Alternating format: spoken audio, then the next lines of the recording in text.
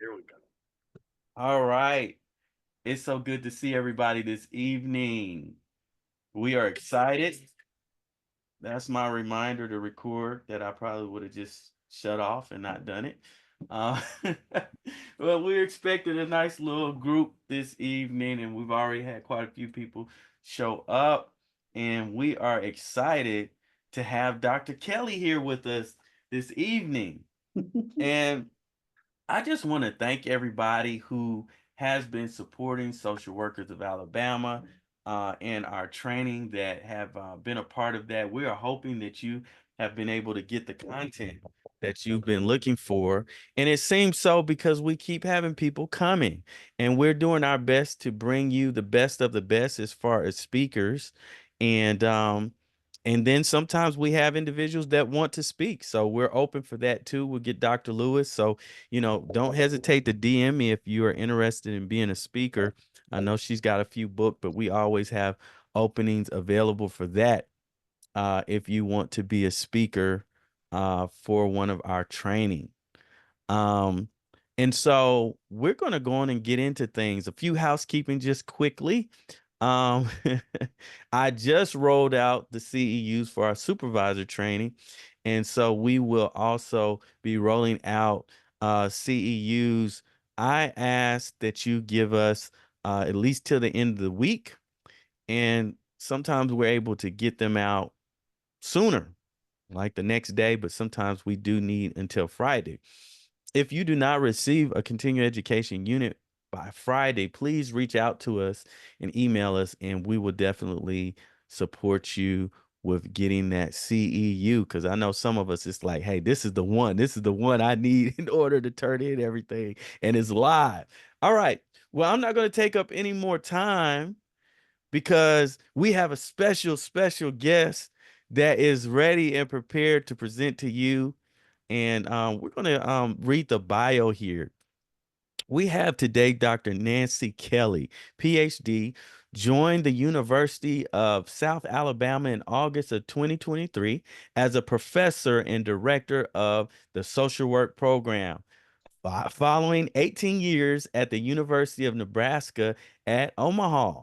All right. She holds a PhD in social work with a graduate certificate in gerontology from the University of Utah. I'm about to say UTAH of Utah, a master's in social service administration from the University of Chicago, and a bachelor's of social work with a minor in developmental psychology from Morehead State University. She also earned an Associate of Arts and undergraduate certificate in developmental disabilities from, I'm going to say that wrong, I know, State University.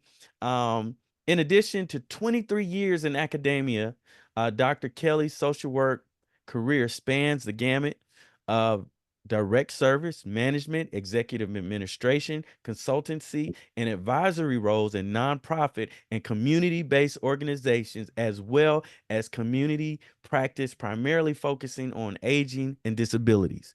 Dr. Kelly's scholarly interests include quality of life and care for older adults and people with disabilities, behavioral health care across the lifespan, long-term care and support services, and caregiving across the family life cycle. We are so excited to have a very experienced speaker today that we are privileged to be able to have here, Dr. Kelly. And we're going to turn it over to you, Dr. Kelly. Thank you for coming out and presenting, and we're excited to hear what you got to say. All right. Okay, well, thank you for having me, actually. This is quite the honor to be a part of this group, and I just appreciate the opportunity to talk with you all today. I am talking about one of my main areas of interest, or I don't know if I want to say favorite topics, but I'm talking about family caregiving tonight. It's especially relevant, I think, because November happens to be National Family Caregivers Month. So we're celebrating National Family Caregivers Month by talking about family caregiving, quality of care, and quality of life tonight. So thank you for letting me speak on this topic. While family caregivers should be celebrated every day. This is a time to recognize and honor caregivers nationally so that we can raise awareness around caregiving issues and educate communities and work to increase support for our nation's caregivers. I'm not sure who all is in the audience as far as what your areas of practice are or how much experience or exposure you have to working with family caregivers, particularly those that are providing care to older adults. But I hope that you find something useful to you in your practice today, just some golden nugget maybe that, is a different way of thinking about things or something, practical that will stick with you. Families are usually the primary source of support for older adults and people with disabilities when they are in need of care. In fact, today in the United States, almost 53 million Americans provide unpaid care for their loved ones, which, by the way, that totals a value of about $600 billion a year. So let me just tell you a little bit about why I care about this issue. Um, since 1989 or so, I know that like really dates me, but I've predominantly worked with older and disabled adults in settings across the continuum of care. So I've worked in nursing homes, I've worked in community homes, I've worked for community-based organizations, I've worked in ICFDDs, I've worked in group homes. So I've kind of done a little bit of different things in different settings. And, I've done things like I worked as an agent of a public guardian for adults who were adjudicated disabled, primarily those who were disabled due to aging related conditions such as stroke or dementia, and most of whom were victims of elder abuse, neglect, or exploitation. And in this position, I was responsible for pretty much every aspect of daily life and decisions of the people that I worked with. So whether it was where they lived or who took care of them or how they got their care needs met, or even whether or not to pull the plug and every decision in between, that was what I was primarily responsible for. But really, my charge was to maximize the quality of life along the way.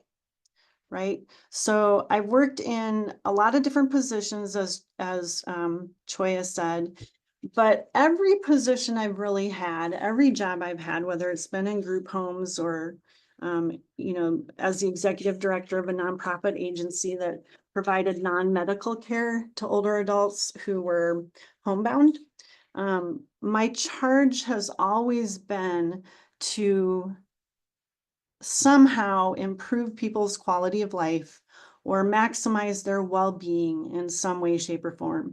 And I suspect that that's pretty much what all of your mission statements for the agencies you work for have something to do with or say in them, or what our charges, it's very consistent with our charge as social workers, right? We're about improving well-being and improving quality of life. So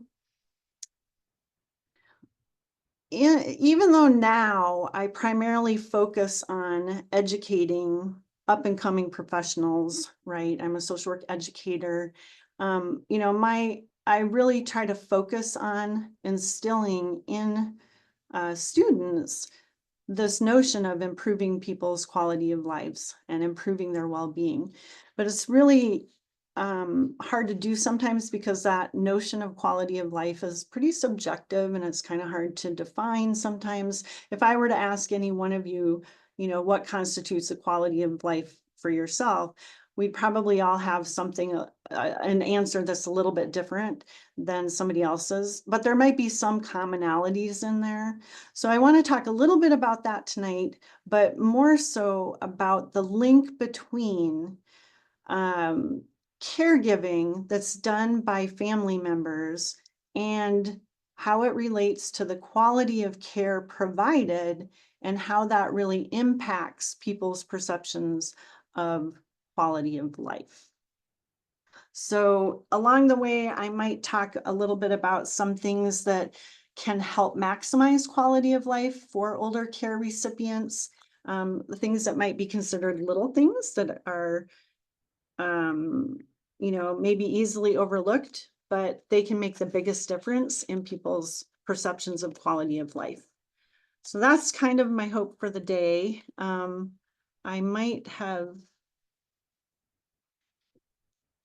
kind of laid it out more distinctly here, but we want to talk about those links between caregiving, quality of care, and quality of life.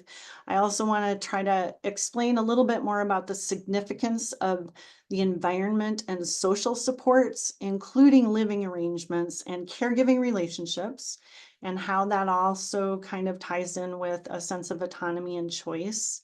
And we want to look at caregiving from a family systems perspective, including how and who becomes a caregiver in families.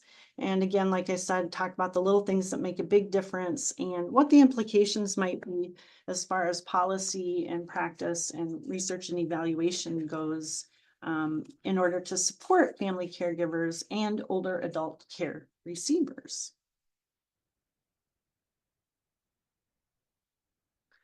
So just a little bit of a reminder as far as the background and context goes for our talk tonight. In order to accomplish these objectives, we want to review some of the current and projected landscape of our aging population, right? So as you probably all know, we're kind of in the midst of an unprecedented demographic change, not just in the United States, but really globally. We've got a lot of older people currently in society. And in fact, we've got more people over the age of 65 than we've ever had in human history. In fact, if you really want to dig into that, any human being in human history who has ever reached the age of 65 or older, 2/3 of them are alive today. Anyone who's reached the age of 75 or older, 3/4 of them are alive today. So that's a pretty big change when we're looking at all of human history and trying to figure out how to manage that demographic shift has been a challenge for societies around the world for decades now, and we're still kind of trying to figure it out. So the implications of this aging phenomenon are, countless. In large part, we have not, adjusted to this aging boom, and it's really impacting our social fabric and the infrastructures that we need in order to manage the changes that are coming because of this aging population. One of the biggest changes that we've seen with this aging boom is not only the increasing number of older adults, but the increasing number in the demand for services, especially, when older adults need some kind of assistance with living independently or, just living in a quality state and something that will make them have a perceived high quality of life. So even if the numbers, or even if the rates or the proportions of older people don't change, the numbers of people needing assistance are changing and increasing, and our long-term services and supports, both formal and informal, have not been increasing in a way that meets the growing need for those support services.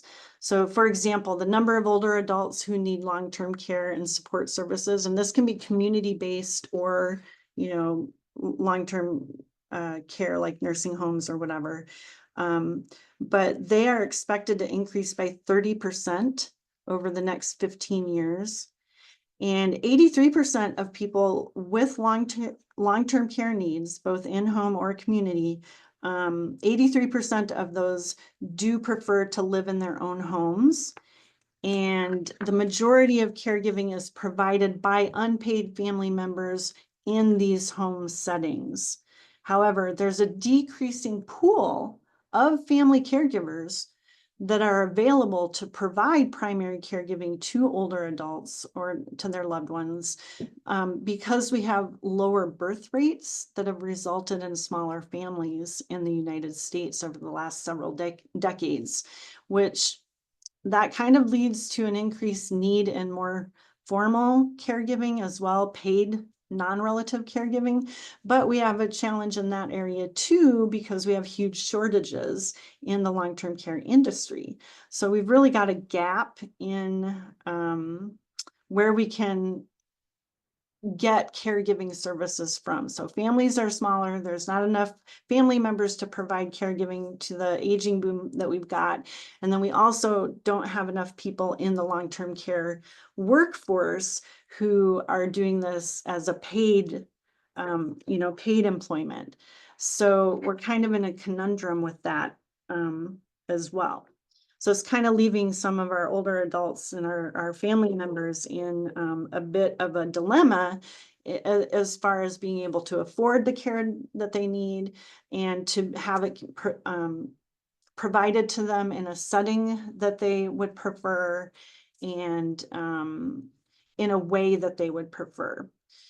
So these are some of the challenges that we're facing when it comes to caregivers, family caregivers in particular, but caregiving as generally speaking in the United States. So let's talk a little bit more about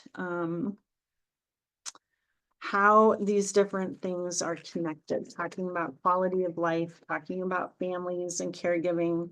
So this slide kind of shows 4 columns that are directly related to each other, right? So the first column is looking at family dynamics. So family dynamics, well, the whole slide shows the relationship between family dynamics, the caregiving experience, aspects of quality of care, and domains of quality of life. So the qualities in the first column depict family dynamics that describe like the structure and the functions of a family. So, who's in the family, who are the different family members, how is it structured, who's the, maybe the head of the family, or is there a hierarchy? What are those personal boundaries between family members? What are the relationships between family members, right? Like, some families are close knit and some are kind of estranged from each other, right? So some family members, maybe some of them get along well and others don't get along so well. So what are those relationships? And then who plays what role within a family? Who's kind of maybe the natural caregiver or the one in charge, right? There seems to always kind of be somebody who's kind of in charge and somebody who's maybe a wallflower, somebody else maybe the black sheep of the family, somebody else might be, kind of doing their own thing and kind of blowing in the wind. So, what role do the different family members play and what expectations do family members have of each other? And what are the lines of communication within that family? So every family has their own sort of dynamics, right? And those family dynamics influence what the caregiving experience is going to be like when family members take on primary caregiving responsibilities for an aged loved one, right? So the next column on this slide talks about that caregiving experience and the qualities, not the next slide, the next column, I'm sorry. The qualities in the second column describe those important characteristics of caregiving relationships that really impact the process of providing care and the quality of that care given to the care recipient. So we're going to talk about this a little bit more in a minute, but essentially the second column is showing the dynamics of the relationship between the caregiver and the care receiver. So what's the balance of power between those two people? If it's a spouse and a spouse, do they have an equal balance of power? Has it always been that way, or has it shifted because of the need for caregiving? What are the boundaries between those people, the care receiver and the caregiver? If it's an adult child and a parent relationship, that balance of power might be shifting, and there might be some role reversals happening within that, which can create an interesting dynamic within the family relations and that caregiving experience. Some of the other characteristics with that caregiving experience, are like, how compatible are these is the care receiver and the caregiver? What's the communication like between them? What level of commitment is there to each of them? Is there any sense of reciprocity in their relationship? Um, what kind of affect or mood or attitude is there between the parties, the care receiver and the care recipient? What kind of personality traits do either of them have? And what levels of trustworthiness or dependability, emotional support, what kind of socialization strategies are used between them? These are all characteristics of a caregiving exchange, right? Or the experience between a caregiver and a care recipient. And so if we backtrack for a second, you can sort of imagine how the family dynamics might affect what that caregiver care recipient relationship is when that role is taken on, right? And if we can understand those two connections, we could understand then how that's going to impact the quality of care that's actually provided by the caregiver to the care recipient, right? So the quality of the care, whether it's perceived to be poor quality or high quality of care, right? That's going to be kind of based on this model of quality of care that kind of talks about the care being provided into like three separate categories. So you've got your structural aspects of care, which is basically the inputs that the caregiver, I'm sorry, the care receiver is providing. So how much time are they spending doing the caregiving? How much energy do they have while they're doing it? What capacity or skill do they have to provide different kinds of care, right? So those are like your structural aspects that impact the caregiving provided and the quality of care. Then you have those process aspects, which are like the technical activities, like what are you actually doing? Are you, helping with bathing or dressing or cooking or cleaning or giving medications? So the actual caregiving tasks that you're doing. But then another part of that process aspect of quality of care is the interpersonal qualities. So like what is, the mood or the vibe between of the caregiver when they're providing the care? What kind of attitude do they have? What, um, like what, yeah, what are their personality traits involved in that when they're doing things? Do they like what they're doing? Do they not like what they're doing? And how much of that shows, right? And then the third aspect of quality of care has to do with outcomes. So how um, effective is the caregiving? Are you, are you meeting all of the needs of the person you're providing care for? Are you improving their health status or their functioning status? Are you preventing anything worse from happening? Are you doing things that are, helping them, not putting them at greater risk, right? And the other part of the outcomes is the satisfaction piece. So is the care receiver satisfied with the care being provided? Excuse me a second here.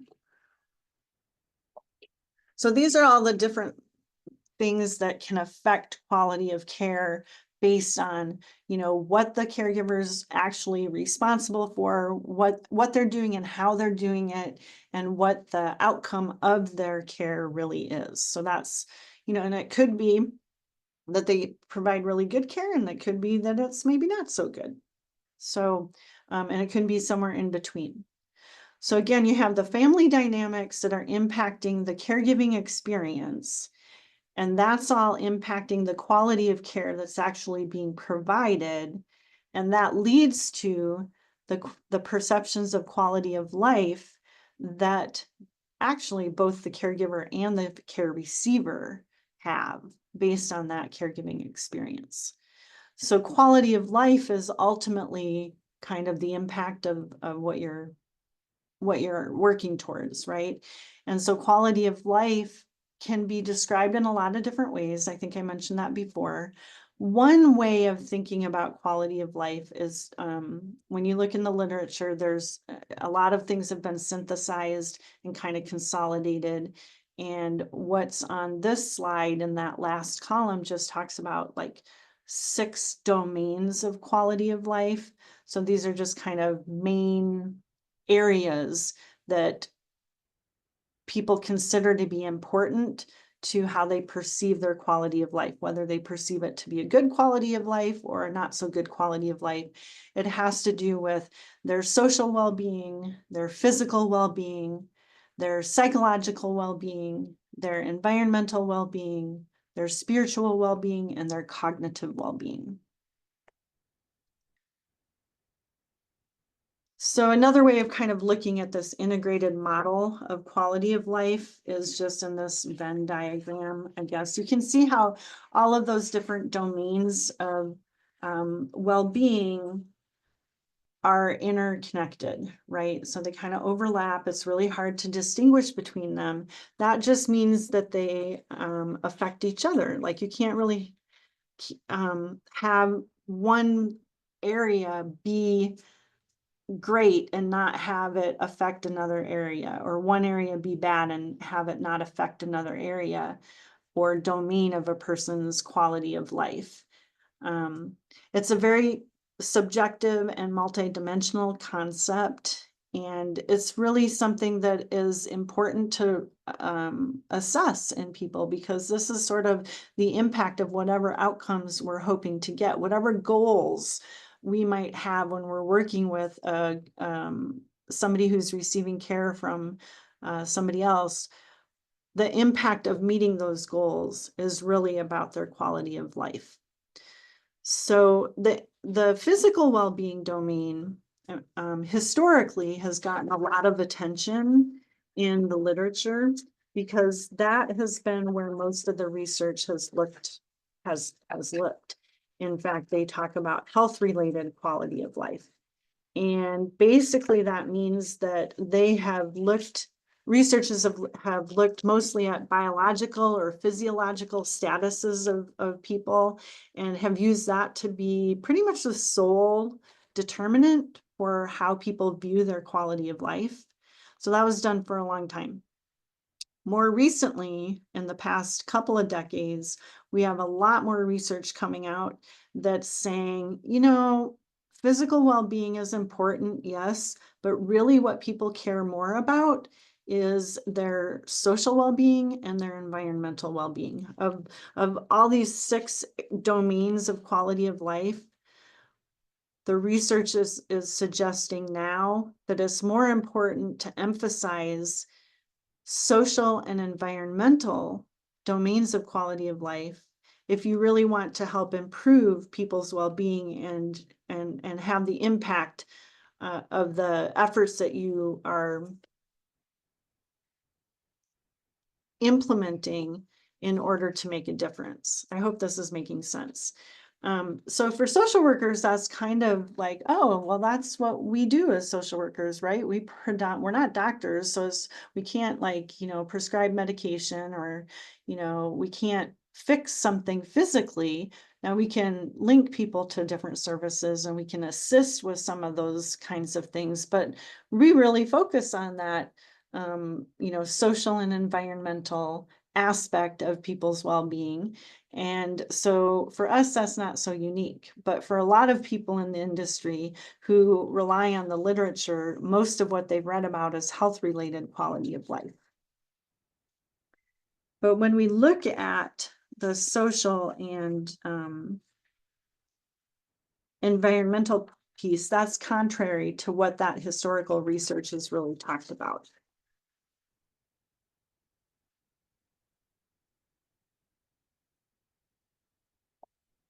Okay, so with that in mind, talking about social and environmental aspects of people's lives being most determinant of their perceptions of quality of life, and just thinking about that previous slide I had up with, the 4 columns, um, we want to think about this caregiving piece a little bit more.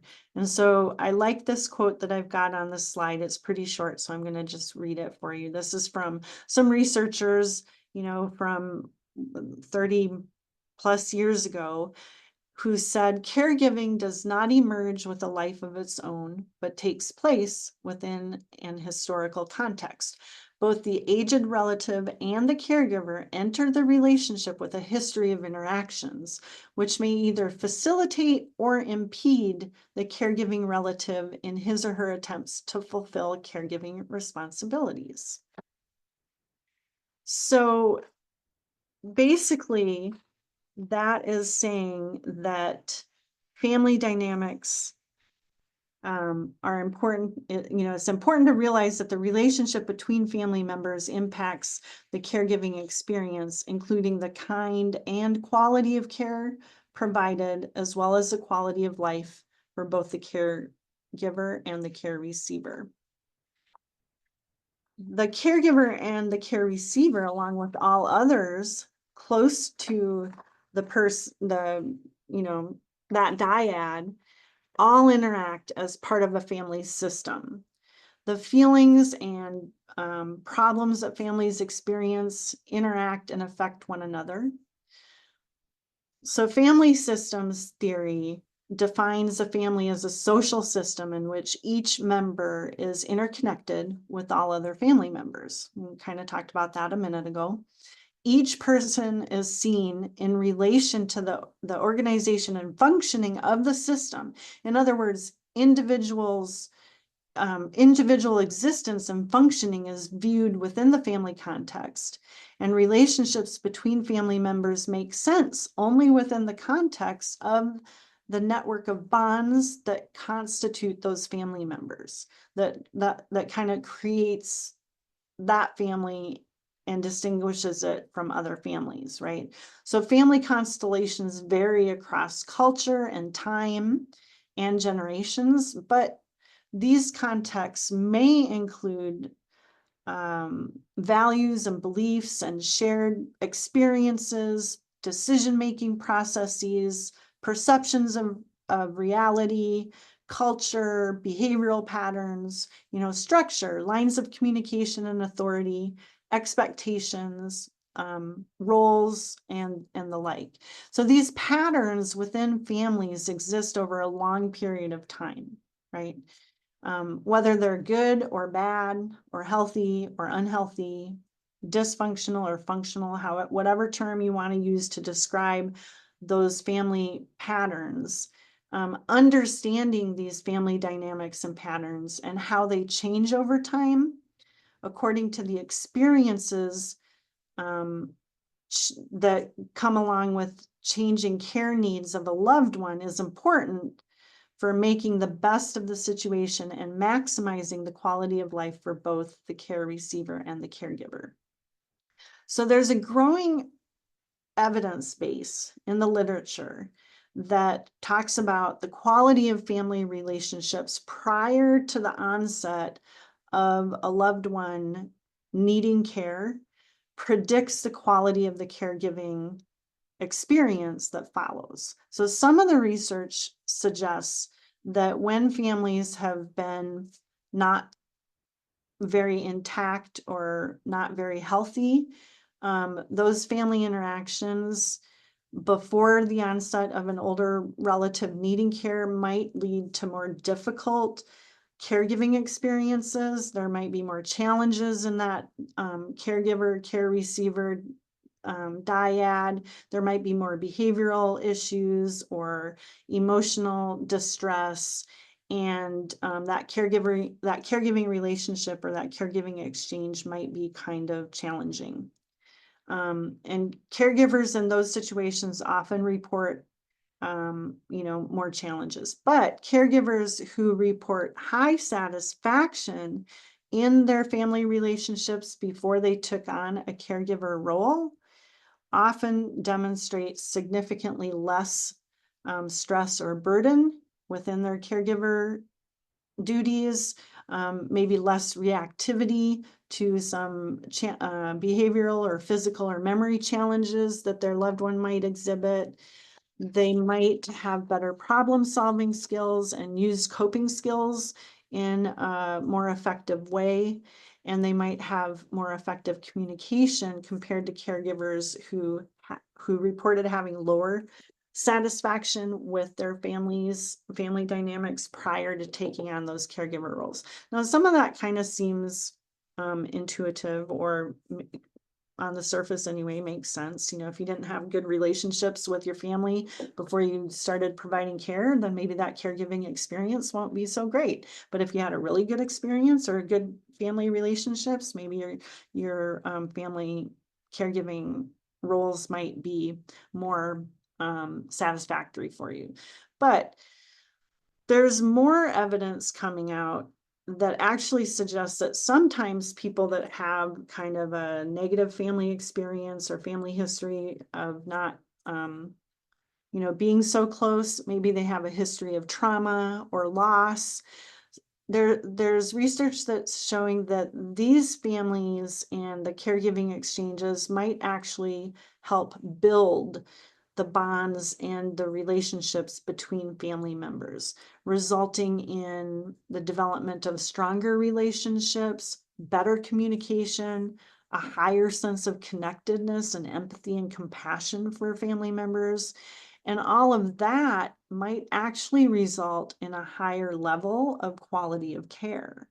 So there's something going on that might suggest that regardless of families' histories, um, there's reports of families experiencing a sense of closeness and cooperation as they work together to care for an aging loved one that they didn't have when they were at a different place in the family life cycle, right? So earlier, before the caregiving needs arose.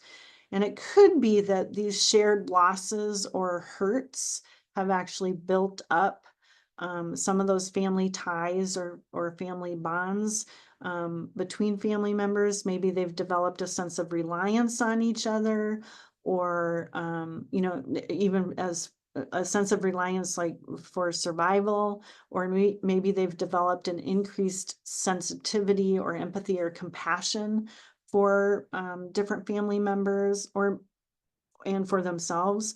And maybe there's a sense of protection that has developed within these families where a desire kind of rises that makes them feel like they want to make up for or have a kind of a redo, if you will, when they've had loss or issues in the past, that they maybe, or if they felt like they missed out on some level of caring or something earlier in life. So now they might have stronger relationships and feel like this is a chance for them to kind of regain that sense of family connectedness that they may have not felt they had earlier on. And in those situations, the research is also showing that those caregivers are experiencing more rewarding or fulfilling caregiving relationships. They are more likely to report having stronger relationships with and not as much stress or burden with their caregiving responsibilities. So it's just kind of important for us to remember, I guess, that the family members that end up being the caregivers for their aging loved ones, there's a family history there that's going to influence that caregiving exchange. And there's opportunities there for other people that are involved to kind of help mitigate some of that so that ultimately the quality of care that's provided can maximize the quality of life for the care receivers in that situation. So how is it that, within these family structures, that people even become caregivers anyway, right? So do family members volunteer for that role? Or do they have a choice in becoming a family caregiver? Some families maybe do have it planned out. And you kind of know that, okay, when mom and dad or grandma and grandpa or whomever um, are getting to that point where they're going to need some help, we already kind of know who's going to do it. And sometimes that's not the case. A lot of times people are not prepared to take on that caregiving role, and they might just find themselves in that position by happenstance, or maybe they were sort of voluntold to be that person. And so there's lots of different things that contribute to determining who or what family member takes on the primary family caregiving role. Sometimes it's based on geography, right? Who lives closest to the person that needs care? Sometimes it has to do with who has the closest relationship to the person needing care, right? So who has the most contact or the most positive communication with that person? Maybe that's the deciding factor as to whom's going to be the primary caregiver.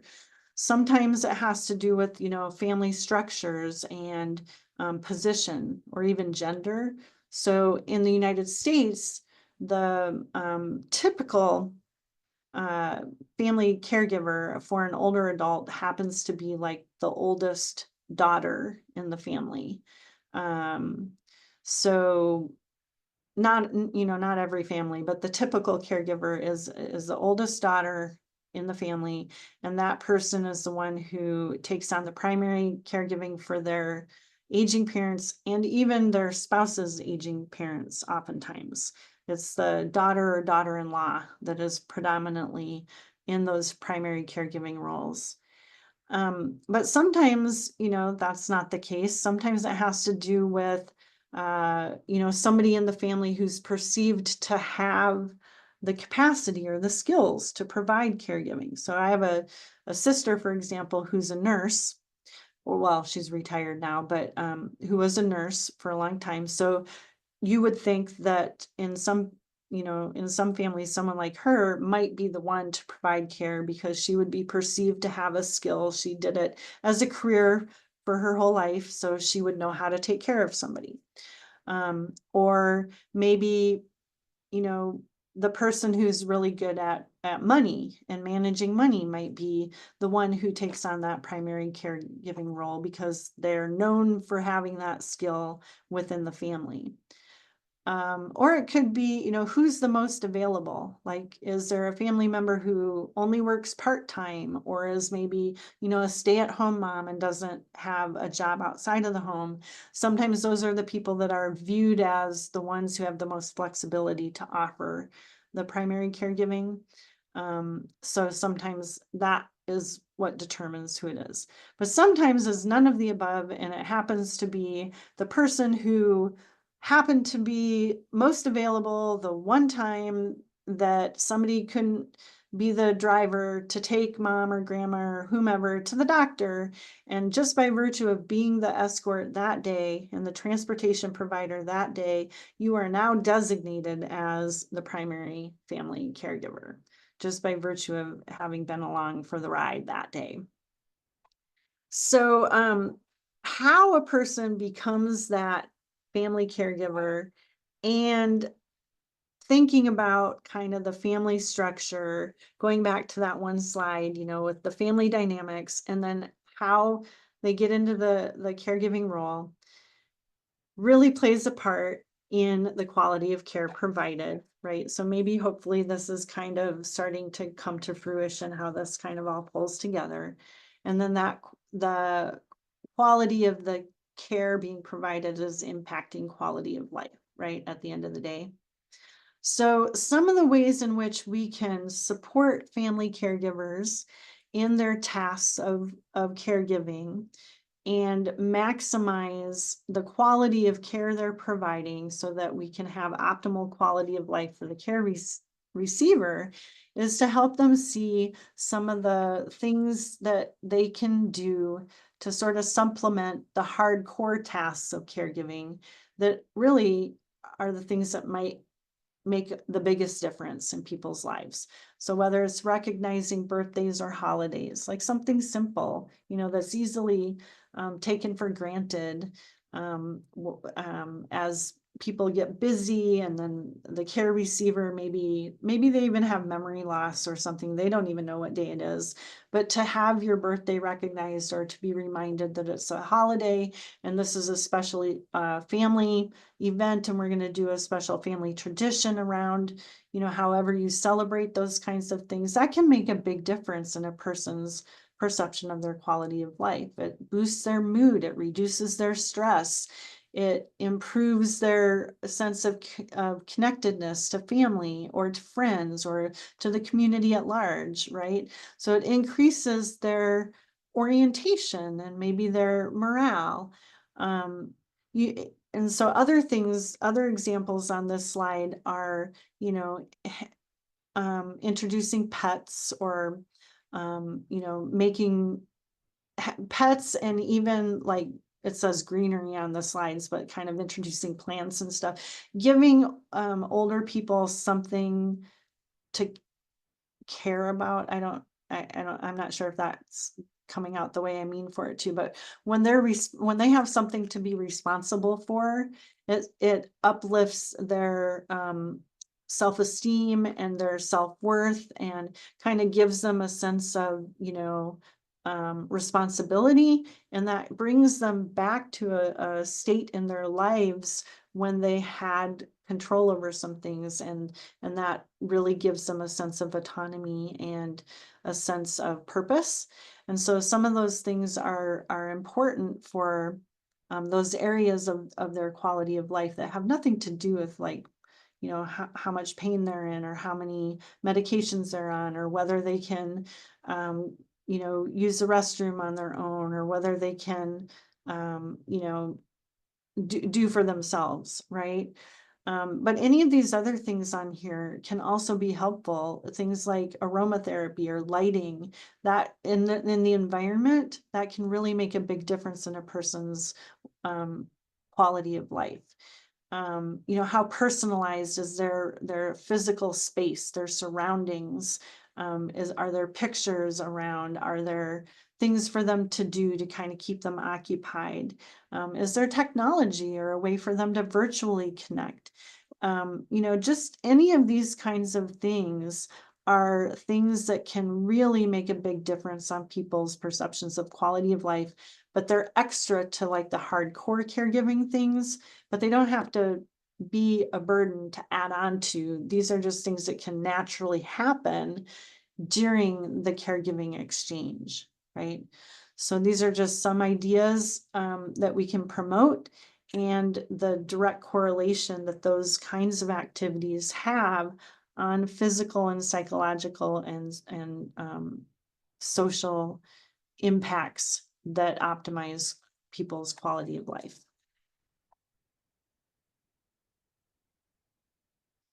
All right, so um,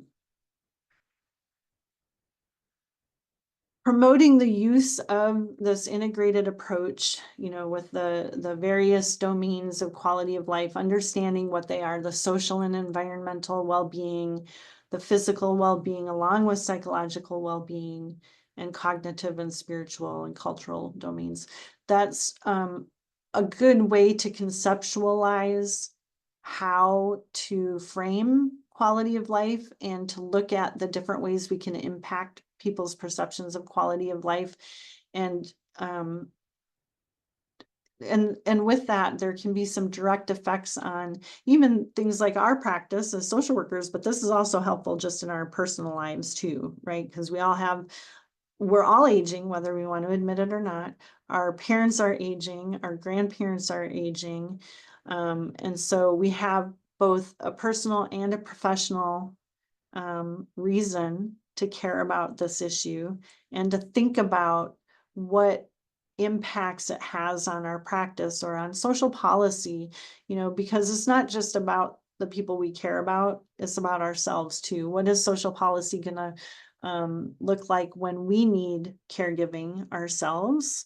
How is that gonna affect our Social Security, for example, when we retire, or other retirement benefits? How is it gonna affect our health insurance? Whether it's Medicare, Medicaid, or a supplemental insurance, or whatever, right? How is it going to impact caregivers? We have more opportunities now for caregivers to be compensated financially to provide care to a family member than we did previously. And there's also some tax credits available that we have now that weren't in existence that long ago. And these are all because of changes in social policy, right? And so we need to be cognizant of those things and think about, what has happened or what might happen, what could happen, especially, moving forward. And then there's the indirect effects, on healthcare and mental health and even pharmaceutical systems. Those are kind of all intertwined with all of this as well. Um, we've been hearing a lot more about things like social isolation and loneliness, especially around the older adult population, and the impact it has on people's physical health and mental health. And that all ties into those 6 domains from that integrated model of quality of life that we talked about in this presentation tonight. And this is also information that is going to be useful to help guide new program development.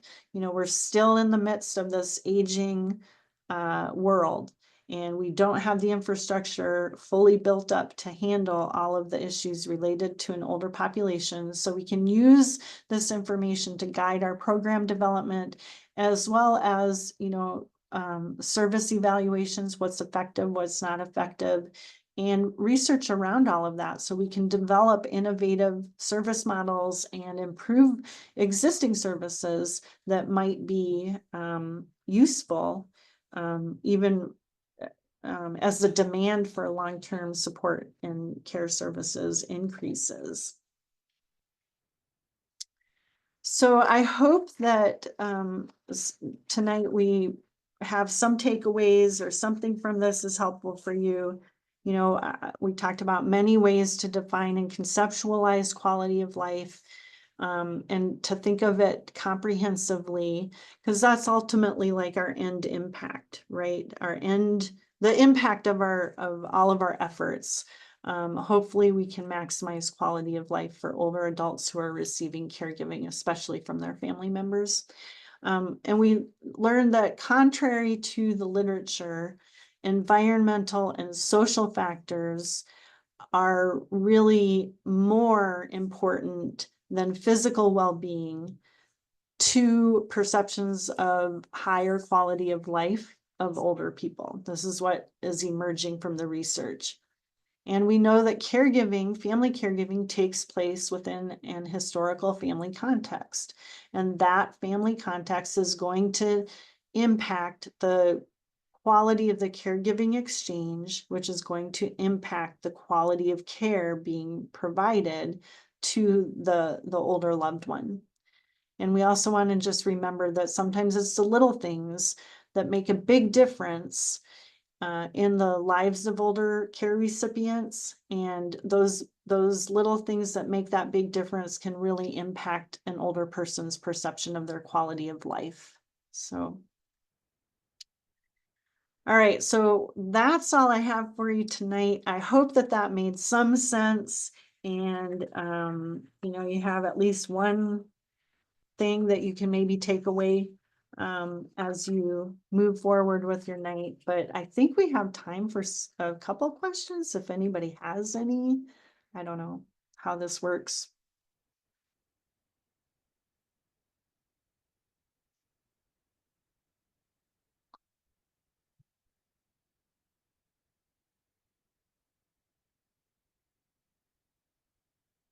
Morehead State University. Julie, are we talking about the same Morehead State though? You talking about Minnesota?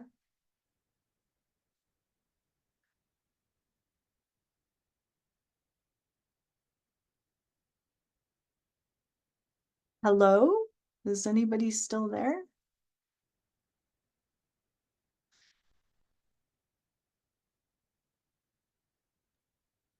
Well, thank you, everyone. I was trying to Oh, type it, but I was oh, assuming I assumed that I could type fast, but I just wanted to say it was a great presentation. Thank you for emphasizing the importance of understanding that people's quality of life is different, that it ranges from person to person. And I think that is so important that when you are in the caregiving field to working with elderly patients to understand that everybody quality of life and what's important is different, and they may not have access to the same resources that I may have access to. exactly. Yeah, thank you for that. Yes, yes. Very diverse. Yes. Well, we want to thank you, Dr. Kelly, for a wonderful presentation. And geriatrics is what I specialized in starting out in social work. It was by accident.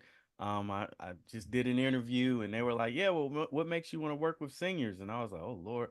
And it ended up being the best thing in the world because I had, coming up, I was a lot younger then and just had the perspective that, you know what, seniors are mean and things like that, but it turned out that it was just the most wonderful experience. I kind of just ended up being in there for a long time. So you shedding light on this, I think it's an important topic, as there are many of us in this area. Well, we're going to transition and let you all go. If you can keep a heads up for your continuing education. We should be able to get that to you shortly. We do have another presentation scheduled for next month. I do believe we're having one in December, and once we get the information out, we'll get that to you. You all just keep a heads up. If those of y'all who are part of Social Workers of Alabama, we'll advertise there. And once again, we just thank you for being a part of what we're doing. Spread the word. But we're going to let you all go. And thanks again for attending. We will see you all again soon. All right. Thank you.